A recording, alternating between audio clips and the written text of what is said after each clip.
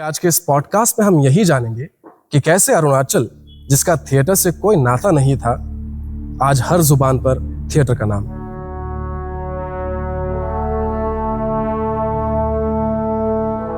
जब अरुणाचल का जो नोमेनक्लेचर, ये इससे पहले नेफा हुआ करता था, उसका जब नोमेनक्लेचर अरुणाचल प्रदेश, इसका जब 50 साल जो गोल्डन जुबली, जब 50 साल पूरा हुआ, तो अरुणाचल सरकार ने, मैं इसके लिए अरुणाचल सरकार का भी बहुत बहुत आभारी हूँ और थैंक्स भी देना चाहूंगी जी कि उन्होंने ये डिसाइड किया, सरकार ने ये डिसाइड किया कि क्यों ना इसको कमेमोरेट करने के लिए, इसके उपलक्ष्य में हम अरुणाचल 50 सालों में अरुणाचल की जो यात्रा रही, जो सफरनामा, उसको क्यों ना एक नाटक के रूप में इसको दिखाया जाए।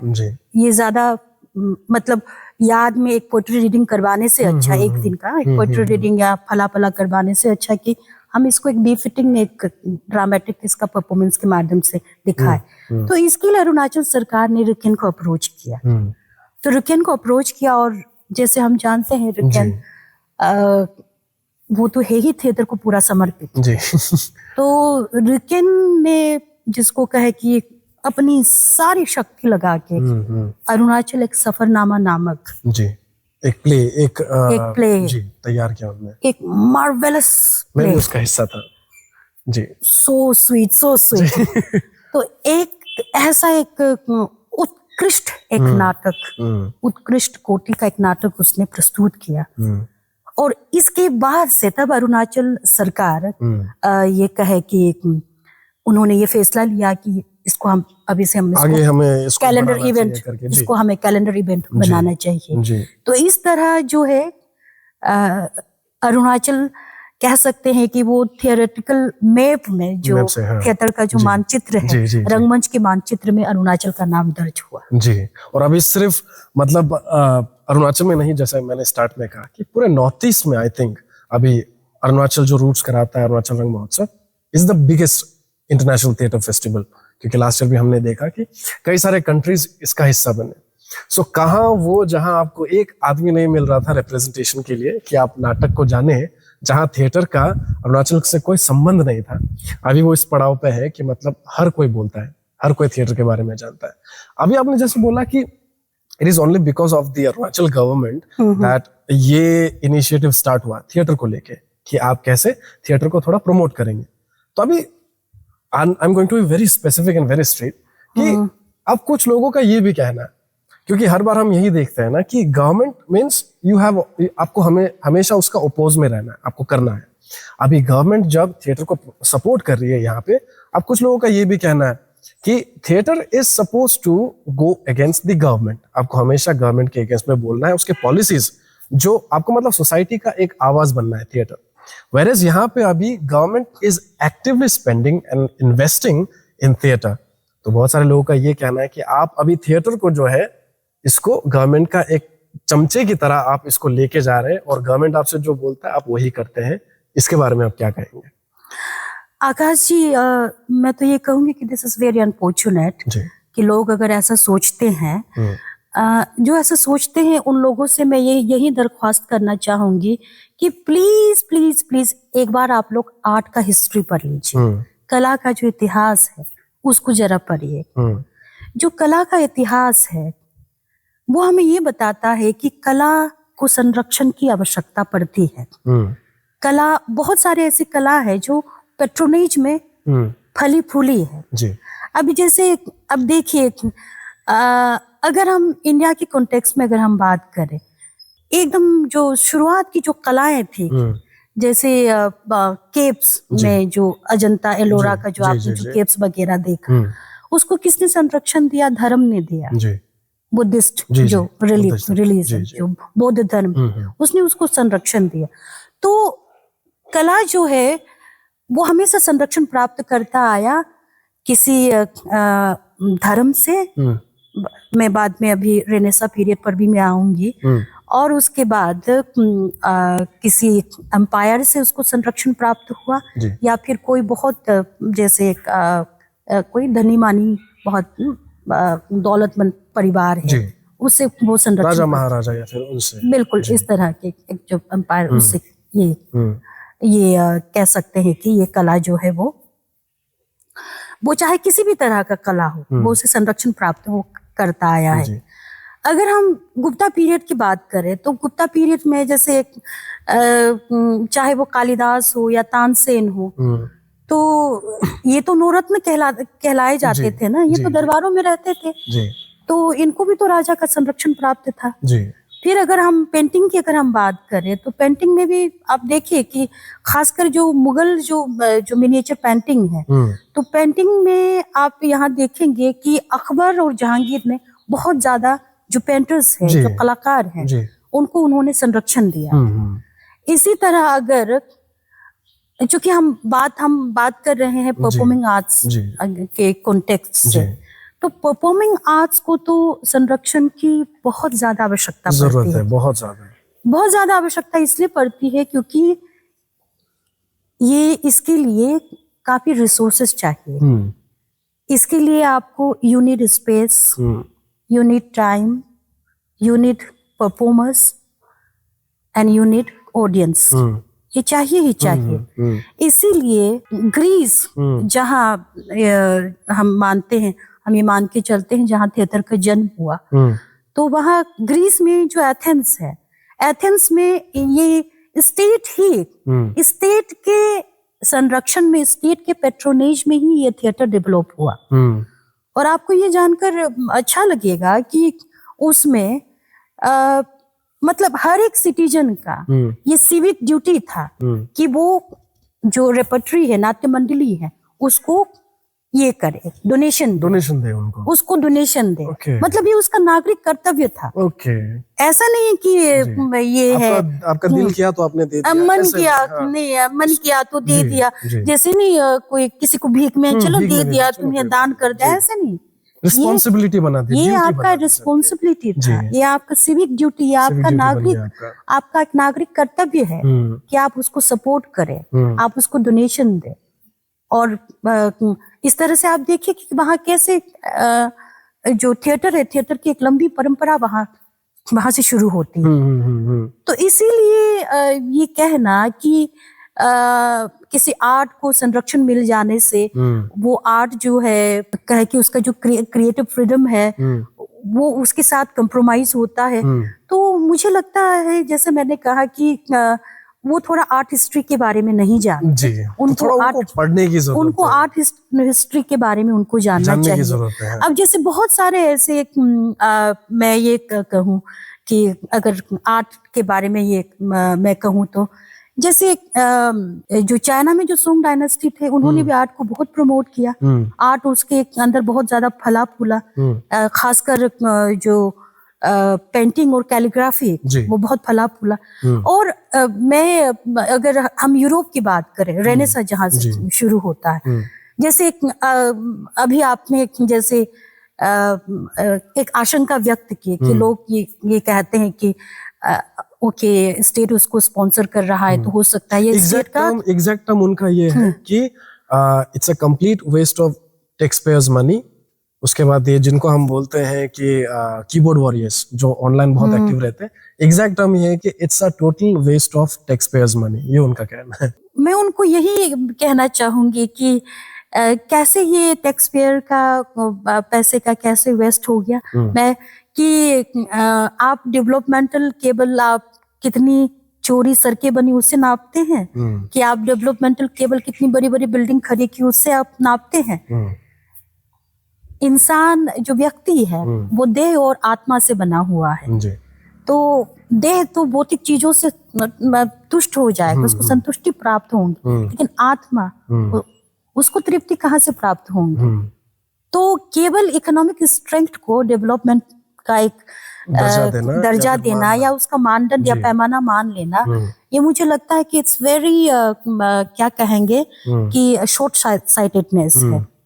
तो आपको केवल इकोनॉमिक या मटेरियलिस्टिक डेवलपमेंट चाहिए, लेकिन जो कल्चरल डेवलपमेंट है क्या वो आपको नहीं चाहिए? कल्चरल जो एक रिचनेस है, आप उसकी बात क्यों नहीं सोचते? तो कोई सभ्यता जो है वो कोई सभ्यता किस लिए लंबे समय तक याद किए जाते हैं। और जाहिर सी बात है कि उसमें जो उस सभ्यता में निहित जो मूल्य है, उस सभ्यता ने कितने क्या है कलाओं को जन्म दिया। तो ये सत्ता आएंगी जाएंगी, लेकिन अभी मैं वही बताने वाली थी कि जैसे इधर इटली की अगर हम बात करें, जो इटली में खासकर जो फ्लोरेंस है, फ्लोरेंस को तो संसार का इसको ये माना जाता है, आर्ट कैपिटल उसको माना जाता है, आर्ट कैपिटल। तो फ्लोरेंस में जो मेडिची परिवार थे, ये तो कोई एक राजा तो नहीं थे, ये थे मतलब बैंकिंग फैमिली, बेसिकली ये बैंकर थे, बैंकिंग फैमिली। तो इन्होंने अभी जैसे आपने एक आशंका जैसे मैंने कहा कि व्यक्त किया कि अगर स्टेट स्पॉन्सर कर रहा है तो इसका मतलब हो सकता है कि ये जो नाटक है ये उसके प्रचार का या उसके प्रोपोगेंडा का एक तंत्र ना एक हथकंडा हो सकता है, ये डाउट है। तो अगर आप ये सोचते हैं कि कोई भी आर्ट फॉर्म को अगर उसको स्टेट स्पॉन्सर करता है तो वो उसके प्रोपेगेंडा का उसका हथकंडा है, अगर आप ऐसा सोचते हैं तो again you go to art history. तो वहां आप ये देखेंगे कि ये जो मेडिची परिवार है, इन्होंने क्या किया कि इन्होंने जैसे मिकेलेंजेलो तो खुद मेडिची फैमिली में रहे, मैंने उनका बायोग्राफी पढ़ा है, खुद वो मेडिची फैमिली में वो अपने फॉर्मेटिव इयर्स में रहे वहां। और उन्होंने जिसको ये कहा है डेविड या फिर इटालियन प्रोनाउंसिएशन में डाविड बनाया, फिर पिएटा उन्होंने जो बनाया। तो अब ये जो मेडिची परिवार थे, ये मेडिची परिवार, मैंने जब उस मिकेलेंजेलो का जो मैंने उसका ये पढ़ा बायोग्राफी, तो उसमें लिखा बार बार एक इसका मेंशन है, प्लेटो 4, एक ऐसे ग्रुप का मेंशन है, प्लेटो 4। तो ये जो प्लेटो 4 जो जिसकी बैठक होती थी मेडिची फैमिली के इसमें हवेली में, तो ये किस पर बात करते थे? ह्यूमनिज्म, रेनेसा का देन क्या है, ह्यूमनिज्म, मानवतावाद। तो लेकिन इन सारे कलाकारों को किसने कमीशन किया, किसने फंड किया? इस मेडिची फैमिली ने फंड किया। लेकिन इन्होंने कहीं भी ये नहीं कहा आप हमारा गुण गाइए। कोस्मो दी मेडिची ने कहीं नहीं कहा कि आप मेरा मूर्ति बनाइए करके, हाँ। आप ये मैं आपको बड़े बड़े अच्छे टाइल्स प्रोवाइड करूंगा, आप मेरा मूर्ति बनाइए। लोरेंजो जो कोस्मो दी मेडिची का बेटा है, लोरेंजो ने भी कभी नहीं कहा कि आप मेरा बनाइए। उन्होंने कहा आपको जो बनाना है बनाओ। तो इसीलिए उन्होंने कहा कि आपको जो बनाना है बनाओ, जो स्थापित करे ह्यूमनिज्म को, मानवतावाद को जो स्थापित करे। इसके लिए अगर आपको धर्म के खिलाफ भी, अगर आपको पॉप के खिलाफ भी जाना पड़े, यू कैन गो। आपको सर्वाइवल की चिंता नहीं, मैं हूं ना, मैं प्रोवाइड करूंगा। तो इसीलिए ये सोचना कि वो है तो वो अपना पैसा फेंक रहा है तो वो उसको उसके नैरेटिव को कंट्रोल करेगा, ये सोचना मुझे लगता है कि मतलब ये ज्यादा ही सिनिकल हो गया है। आपने मतलब अरुणाचल रंग महोत्सव को बहुत क्लोजली देखा है, आपने शायद बहुत सारे नाटक भी देखे हैं अरुणाचल रंग महोत्सव के, जितने भी हुए हैं। देख के मतलब कहीं आपको एज अ व्यूअर ऐसा लगा कि मतलब ये जो है गवर्नमेंट स्पॉन्सर्ड है, इसलिए हम गवर्नमेंट के फेवर में ही सब कुछ बोल रहे हैं या फिर कर रहे हैं? आप एज अ व्यूअर आपने क्या ऐसा कुछ देखा है किसी भी प्ले में? Not at all, not at all. Arunachal रंग महोत्सव का जो तीसरा, फर्स्ट, सेकेंड एंड थर्ड, मैं बराबर उसका, मैं आप ये कहूंगी कि मैं साक्षी रही, उसका विटनेस। मैंने इन 3 एडिशन में मेरा ये प्रयास रहा कि मैं ज्यादा से ज्यादा मैं नाटक देखूं, और मैंने ज्यादा से ज्यादा नाटक देखा। और मुझे ये कहीं कि आप मेरा यकीन मानिए कि कहीं से भी मुझे किसी भी एंगल से मुझे किसी भी एंगल से मुझे ये नहीं लगा कि यहाँ थोड़ा सा प्रोपेगेंडा है, कहीं मुझे ये नहीं लगा। मतलब कहीं भी उस क्रिएटिव फ्रीडम को कंट्रोल करने का या अब नैरेटिव को कंट्रोल करने का ऐसा प्रयास मुझे कहीं भी नहीं दिखा।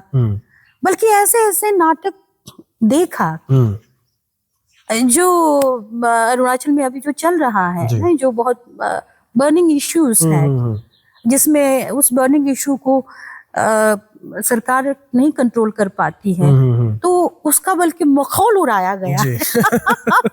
जी जी उसका जी पैरोडी बनाया है, हाँ उसका मखौल उड़ाया, उसका पैरोडी बनाया है। जी एंड उसमें हम देख रहे हैं कि हमारे मंत्री जी भी बैठ के हंस हंस रहे रहे हैं। हैं जी ऐसा नहीं है कि वो नाराज हो रहे हैं कि नहीं ये तो मेरा मतलब इज्जत का फालूदा निकाल दिया, मैं तो नहीं, वो भी खूब उसको एंजॉय कर रहे हैं, उस सटायर को, उस पैरोडी को वो एंजॉय कर रहे हैं।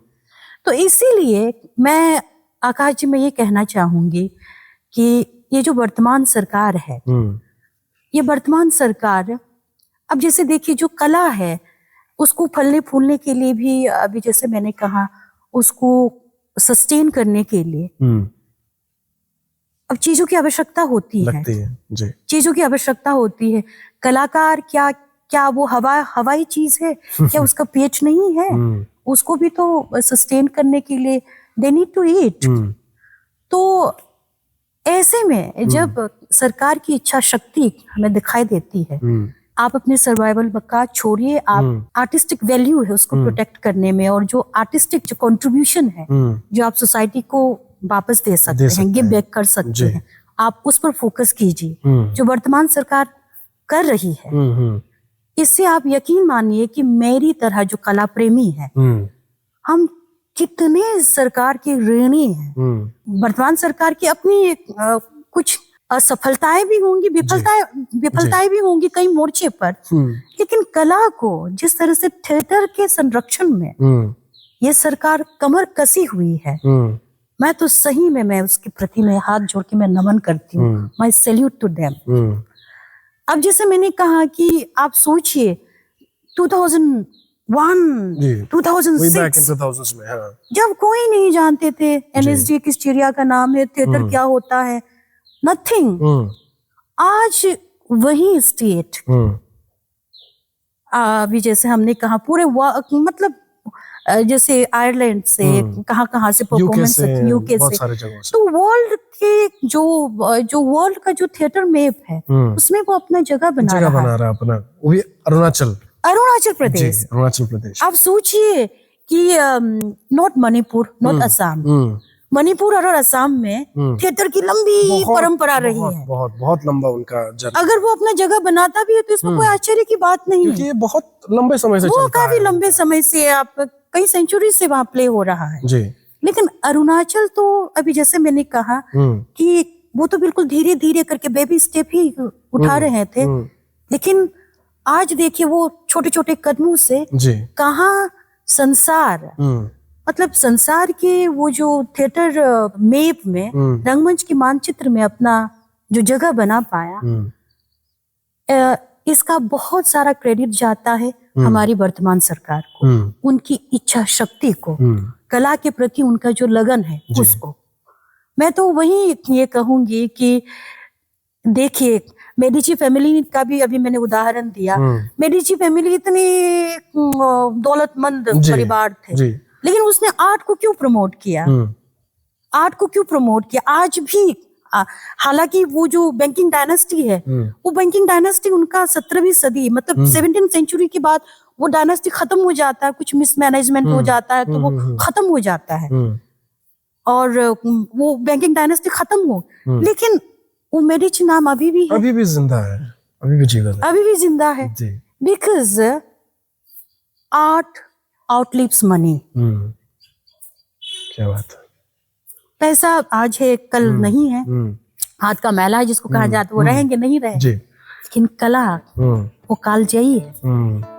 तो इसी तरह मैं ऐसा मानती हूँ, जब भी अरुणाचल में थिएटर आर्ट की हिस्ट्री आने वाले समय में कभी ना कभी इसको पढ़ा जाएगा, इसको लिखा जाएगा, तो वर्तमान सरकार का जो कंट्रीब्यूशन है, उस कंट्रीब्यूशन को मुझे लगता है कि गोल्डन लेटर्स में लिखा जाना चाहिए। इनफैक्ट ये एक रिफ्लेक्शन है अपने सोसाइटी को दोबारा से दिखाने का कि हमारे सोसाइटी में चल क्या रहा है। तो एग्जैक्टली थिएटर का सिनेरियो ऐसा ही रहना चाहिए मेरे हिसाब से।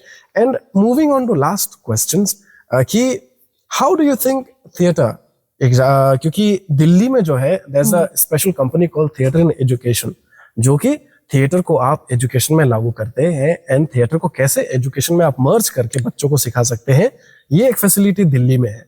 एंड क्योंकि अरुणाचल में अभी थिएटर बहुत नया है लेकिन फिर भी ग्लोबल लेवल पे पहुंच चुका है।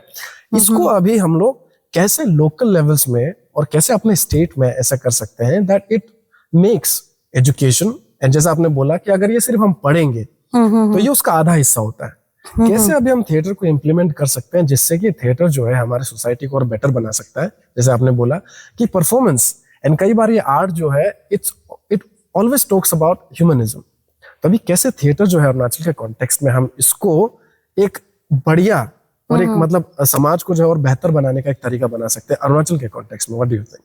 इसके लिए आकाश जी मुझे लगता है कि काफी कुछ करना होगा। तो काफी कुछ करने के लिए सबसे पहले तो मुझे लगता है कि फुल प्लेजेड एक रंगशाला होना चाहिए जी। जैसे हम जैसे दिल्ली में जो मंडी हाउस जी, है जी। वहाँ हम देखते हैं थिएटर खेलने के लिए एक जी, उसका कमानी ऑडिटोरियम है, पूरा एसआरसी है, है, पूरा एक बढ़िया सा जगह है। मध्य प्रदेश में जी। जैसे भोपाल में भारत ये है भारत भवन है जी। जो पूरा मतलब प्ले की दृष्टि से बनाया है। तो जैसे मैंने कहा कि सरकार की अगर इच्छा शक्ति होगी और मैं दरख्वास्त भी करना चाहूंगी कि एक फुल प्लेजेड एक रंगशाला हो। अभी हम जहाँ करते हैं जो ऑडिटोरियम मिलता है वो तो मल्टीपर्पज ऑडिटोरियम है, मतलब उसमें प्ले भी हो रहा है, ये भी हो रहा, बट वो एग्जैक्टली थिएटर के लिए नहीं है। तो उसमें आपको कई बार कुछ सेटिंग्स करके फिर तोड़ देना होता है। तो इसलिए जैसे मैंने कहा कि एक फुल प्लेजेड एक रंगशाला हो और उसके बाद जैसे इस तरह के जो रूट्स है उनको जितना एड जो फाइनेंशियल एड है प्रोवाइड कर सके उनको ताकि आर्टिस्ट को अगर सर्वाइवल की चिंता करने लगे तो फिर आर्ट कॉम्प्रोमाइज हो जाता है उस पे। एग्जैक्टली मतलब मैं ये कहूँ इसमें थोड़ा सा मैं रशिया का उदाहरण लेना चाहूंगी। मुझे ये जान के बड़ा अच्छा लगा, रशिया का एक रशियन राइटर है रसूल हमजातोव, वो रशिया तो जैसे ज्योग्राफिकली काफी बहुत बड़ा एरिया, तो वहाँ जो दागिस्तान एरिया है वो पहाड़ी इलाका है, तो वहीं से ये राइटर आते हैं, हालांकि गुजर गए। तो उनको पढ़ते हुए मुझे मालूम चला कि वहाँ के जो राइटर्स होते हैं उनको मतलब गवर्नमेंट की तरफ से उनको एक फिक्स्ड इनकम मिलता है। लेकिन इसका ये मतलब नहीं कि आपको मैं पैसा चुका रहा हूँ तो आप मेरे बारे में मेरा गुणगान कीजिए, ग्लोरीफाई कीजिए, वो नहीं। आप अपने जो भी आपका जो एक लेखकीय दायित्व है उसके साथ आप कोई समझौता नहीं करेंगे, लेकिन वहाँ ये है कि आपको एक बंधा बंधाया कि इनकम मिलता है और एक राइटर्स कॉलोनी भी है। घर पूरा फ्लैट वगैरह बना के देते हैं, मतलब आपको कोई चिंता नहीं है। लेकिन हमारे यहाँ तो देश में है नहीं ऐसा कुछ। हमारे यहाँ सबसे ज्यादा भिखारी आर्टिस्ट है सबसे ज्यादा भिखारी। तो ये है वो, लेकिन ये मुझे जान के, जैसे मैं रसूल हमजातोव का मेरा दागिस्तान जो किताब मैं पढ़ रही थी, तो ये जब मैं पढ़ रही थी तो मुझे इस बात की जब मालूमात हुई तो मुझे बड़ा अच्छा लगा। तो यही जैसे मैंने कहा कि इस तरह की जो ड्रामेटिक सोसाइटी है, जो रेपर्टरीज हैं, उनको जो भी ग्रांट प्रोवाइड कर सकता है वो उनको प्रोवाइड करना चाहिए। और उसके बाद कि क्यों ना हम अगर हम सिलेबस में भी थोड़ा सा जो स्कूल का जो सिलेबस है उसमें जैसे हम बचपन में जब हम स्कूल में जब हम पढ़ते थे तो एक क्राफ्ट का क्लास होता था, क्राफ्ट का क्लास जिसमें हमें ये सिखाया जाता था कि निटिंग कैसे निटिंग करना है, कैसे एम्ब्रॉयडरी करना है, कैसे क्रॉस स्टिच ये करना है, फिर उसके बाद कैसे पेपर कटिंग से फ्लावर्स बनाना है। तो वो वोकेशनल एक हमें सिखाते थे। और उसके बाद फिर हमारा फिजिकल एजुकेशन का भी क्लास होता था जिसमें हम पीटी सिखाते थे, फिजिकल वर्कआउट सिखाते थे। तो इसी तरह थिएटर का भी एक कोर्स क्यों ना सेपरेट एक कोर्स क्यों ना चलाया जाए, क्योंकि जैसे हम उनको हाथ का हुनर जब हम सिखा रहे हैं कि कैसे आप क्रोशे कैसे बनाए, ये करें, जिसको हम एक क्राफ्ट क्लास कहते हैं। तो क्राफ्ट क्लास है, इसी तरह एक आर्ट क्लास नाम से आप उसमें परफॉर्मिंग आर्ट्स आप क्यों नहीं सिखा सकते?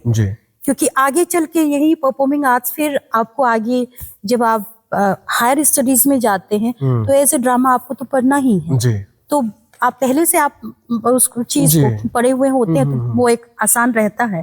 और उसके बाद जैसे मैंने ये तो बात हो गई, इसके बाद विद्यार्थी में अगर आपको होलिस्टिक जो आप उसमें डेवलपमेंट देखना चाहते हैं तो थिएटर को एक इसको सिलेबस का एक हिस्सा डिसिप्लिन बना उसको दीजिए, बनाना ही पड़ेगा उसको बना ही दीजिए जी, आप, जी। तब जाके आपको एक बच्चे में आपको एक पूरा होलिस्टिक डेवलपमेंट आपको दिखाई देगा। क्योंकि आपने फर्स्ट हैंड एक्सपीरियंस भी किया है कि थिएटर कैसे किसी को ट्रांसफॉर्म कर सकता है। और उसकी Exactly. कई सारे एग्जांपल्स आपने दिए भी है, जो स्टूडेंट्स एनएसडी गए उससे पहले यहाँ पे वर्कशॉप किया, जैसे बहुत सारे स्टूडेंट्स जिसको आपने फर्स्ट हैंड एक्सपीरियंस किया है। दैट्स व्हाई आप यही सोच रही हैं कि इसको एक डिसिप्लिन बनाना भी बहुत एक अच्छा तरीका है, ताकि एक सोसाइटी में जो है चेंज आए। कितना हम थियोरेटिकल वे में जाते रहेंगे, थोड़ा प्रैक्टिकल भी करने की जरूरत है। सही थिएटर बात। को उसमें मर्ज करना बहुत ज्यादा जरूरी है। जी, thank you so much Dr. Jamuna Bini ji, and it was pleasure talking with you. So thank you so much, Jamuna Bini ji. And to my dear viewers, thank you so much for joining with us. ये हमारे roots का जो podcast का जो series है, इसका सबसे पहला एपिसोड है। प्लीज इसे ढेर सारा प्यार दें, और आने वाले टाइम में भी हम आपके लिए थिएटर के रिलेटेड कई सारे लोगों से, सिर्फ थिएटर नहीं बल्कि कई सारे लोगों से हम आपको मिलाएंगे जो इस फील्ड से, स्पेशली जो आर्टिस्टिक फील्ड से बिलोंग करते हैं या फिर जो आर्ट्स को अप्रिशिएट करते हैं। ऐसे कई सारे लोगों से हम आपको मिलाएंगे। तब तक हमारे साथ जुड़े रहिए। Thank you so much for being with us. भूलिएगा नहीं सब्सक्राइब करने के लिए चैनल को, एंड हम फिर मिलेंगे दूसरे एपिसोड में। Thank you so much.